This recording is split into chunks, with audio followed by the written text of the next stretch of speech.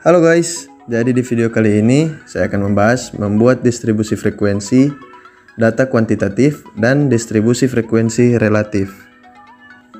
Nah, sebelum itu kita bahas dulu kembali apa itu distribusi frekuensi.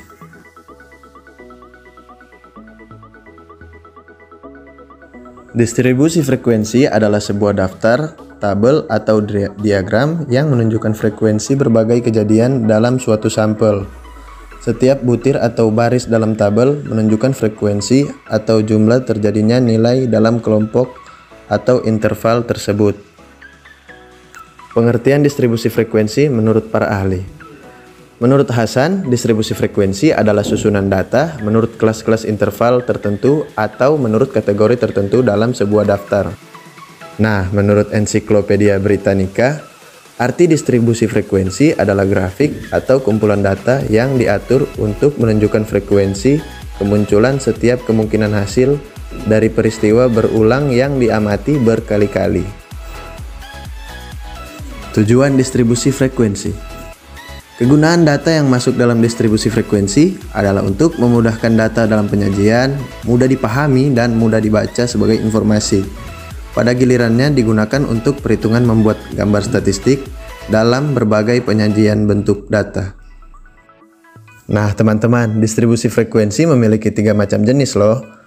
Distribusi frekuensi relatif, distribusi frekuensi biasa, distribusi frekuensi kumulatif. Nah sekarang kita langsung saja ya, bahas membuat distribusi frekuensi data kuantitatif. Data kuantitatif adalah data informasi yang berbentuk statistik bilangan angka sehingga dapat diolah atau dianalisis dengan suatu metode perhitungan matematika statistik. Data kuantitatif digunakan dalam penelitian yang bertujuan untuk mengetahui kuantitas atau besaran dari suatu objek penelitian. Nah, tujuan dari penelitian data kuantitatif adalah mengembangkan dan menggunakan model-model matematis, teori-teori, dan atau hipotesis yang berkaitan dengan fenomena alam. Langkah-langkah metode penelitian kuantitatif ada 6 nih teman-teman. Yang pertama, membuat rumusan masalah, lalu yang kedua menentukan landasan teori, yang ketiga merumuskan hipotesis, yang keempat melakukan pengumpulan data, yang kelima melakukan analisis data, dan yang keenam adalah menyimpulkan.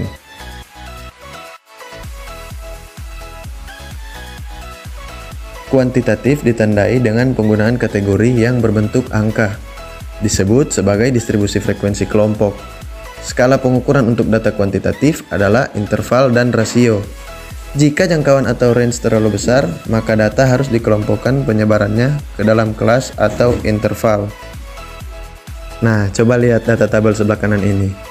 Contoh data kuantitatif geografi adalah data ketinggian lokasi pemukiman, data curah hujan harian Kota Bogor, dan data pertumbuhan penduduk selama 5 tahun.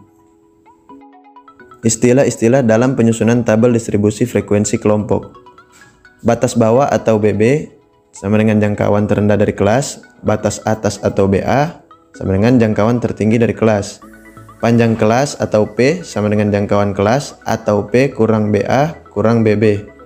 Nilai tengah kelas sama dengan setengah dari batas atas dan batas bawah. Frekuensi sama dengan banyaknya data pada setiap kelas. Tabel distribusi frekuensi relatif merupakan tabel distribusi frekuensi yang dinyatakan dalam bentuk presentasi. Tujuannya untuk memudahkan membaca data secara tepat dan tidak kehilangan makna dari kandungan data. Besarnya frekuensi relatif adalah frekuensi absolut setiap kelas dibagi total frekuensi dikalikan 100%. Berikut langkah-langkah menyusun tabel distribusi frekuensi kelompok. Urutkan data dari terkecil sampai terbesar. Hitung jangkauan data range atau R dengan rumus R sama dengan nilai terbesar data kurang nilai terkecil data hitung banyaknya kelas. Dengan aturan Sturges, K sama dengan 1 tambah 10/3 log N. N adalah jumlah data. Bagilah range data dengan banyaknya kelas untuk menentukan panjang kelas. P sama dengan R per K. Tentukan ujung bawah kelas pertama atau UB. Pilih nilai kurang dari data terkecil. Tentukan batas bawah kelas pertama atau BB. BB sama dengan UB kurang 1/2 satuan pengukuran terkecil. Tentukan ujung atas kelas pertama atau UA.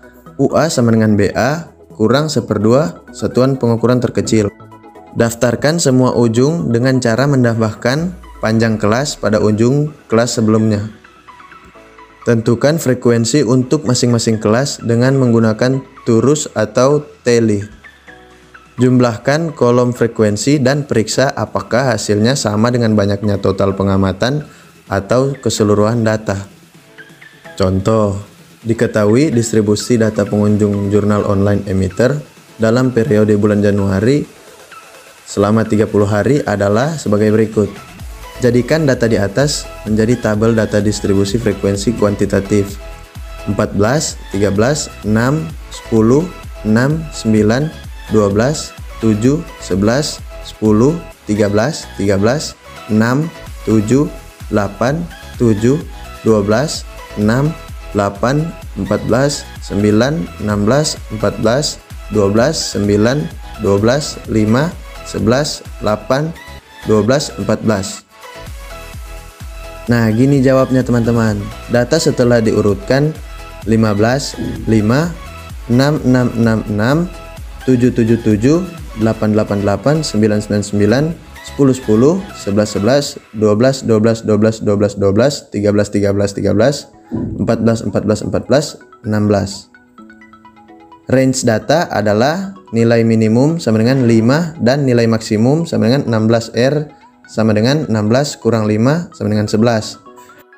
Banyaknya kelas K sama dengan 1 tambah 10/3 log 30 sama dengan 5,87 atau pendekatannya sama dengan 6. Panjang kelas P sama dengan 11/6 sama dengan 1,83 mendekati 2. Ujung bawah kelas pertama sama dengan 5. Batas bawah kelas pertama sama dengan 5 kurang 0,5 sama dengan 4,5. Batas atas kelas pertama 4,5 tambah 2 sama dengan 6,5. Ujung atas kelas pertama sama dengan 6,5 kurang 0,5 sama dengan 6. Hitung frekuensi kemunculan masing-masing dengan nilai tally.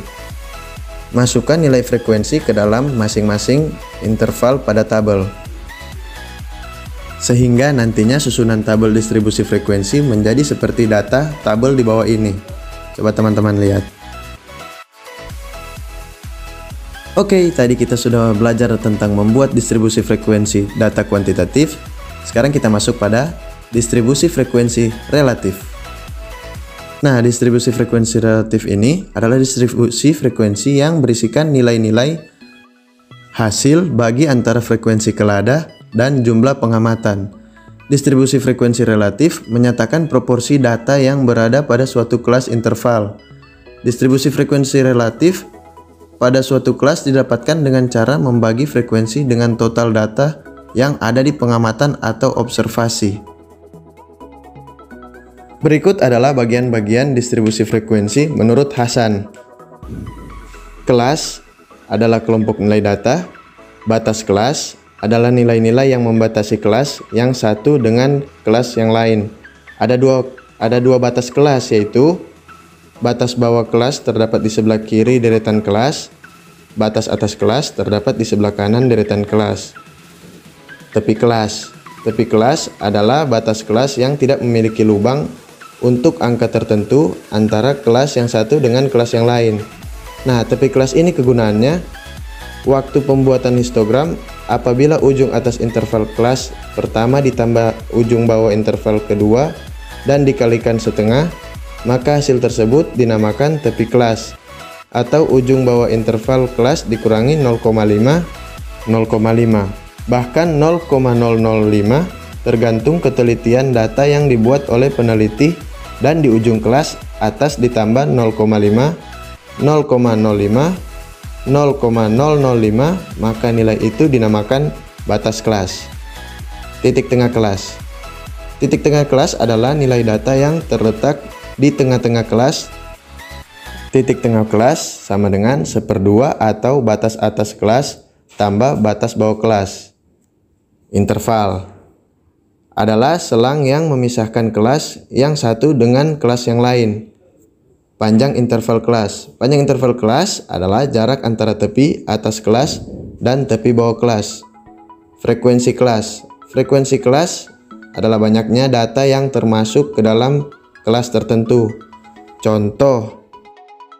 Nah, dari distribusi frekuensi di atas, banyaknya kelas adalah 7, batas kelas-kelas adalah 9, 21, 22, 34. Batas bawah kelas adalah 9, 22, 35, 48, 61, 74, dan 87. Batas atas kelas adalah 21, 34, 47, 60, 73, 86, 99. Tepi bawah kelas adalah 8,5, 21,5, 34,5, 47,5, 60,5, 73,5, 86,5. Tepi atas kelas adalah 21,5, 34,5, 47,5, 60,5, 73,5, 86,5, dan 99,5. Titik tengah kelas adalah 15, 28, 41, 54, 67, 80, dan 93. Interval kelas 9 sampai 21, 22 sampai 34, 35 sampai 47, 48 sampai 60, 61 sampai 73, 74 sampai 86, 87 sampai 99. Panjang interval kelas masing-masing 13. Frekuensi kelas-kelas adalah 3, 4, 4, 8, 12, 23, dan 6. Cara menyusunnya adalah dengan mengurutkan data dari yang terkecil ke yang terbesar. Tentukan range atau jangkauan data. Jangkauan sama dengan data terbesar kurang data terkecil. Tentukan banyak kelas. Rumus Sturges. K sama dengan 1 tambah 3,3 log N. Tentukan panjang interval kelas atau I. I sama dengan jangkauan bagi banyak kelas. Batas bawah kelas pertama.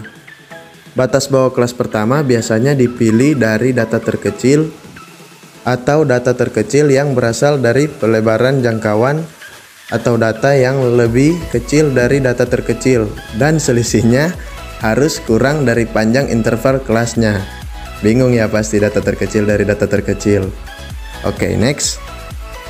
Menuliskan frekuensi kelas secara melidi dalam kolom turus atau teli sistem turus sesuai banyaknya data. Nah, contohnya seperti tabel di bawah ini, teman-teman.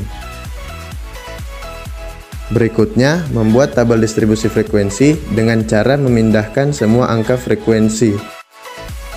Frekuensi relatif kadang-kadang dinyatakan dalam bentuk perbandingan desimal ataupun persen. Nah, di bawah ini adalah tabel contoh distribusi frekuensi relatif nilai ujian akhir mata kuliah statistika.